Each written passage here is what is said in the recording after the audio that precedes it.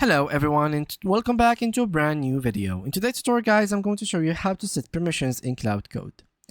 So the permissions are basically the Claude Code permissions control what Claude is allowed to read, edit, run, or access from your machine. So you can manage them from the enter access permissions menu or by editing settings.json in case you had a folder that's got all the permissions that the actual Claude Code has. Now, normally how you do it.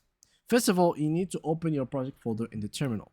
So go to Claude Code and basically write this command, which is cd your project, as you can see here. So make sure to write down here your product, and then you can write down +permissions.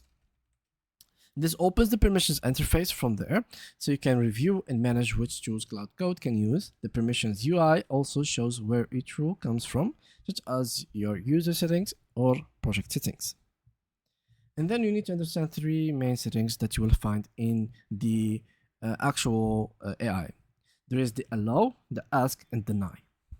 The allow is basically for Claude that can do this without asking. The ask is something that Claude Code can do, but he needs permission. So each time he tries to do it, you need to confirm and give him the permission. And deny, simply it will ignore it, since even you will not give him the permission even if he asks you to. So you are going to play around these three things. So once you are prompting, just simply write this down. Allow, for example, you are allowed to edit files or to read files.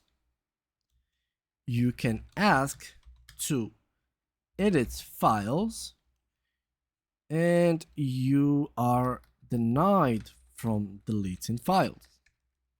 So he get the access to read the files, he can edit the files, but he needs your permission, but he is not able to delete any files. So this is basically how the permissions work. And yeah, that's pretty much it. Thank you guys for watching, and see you guys in the next upcoming video.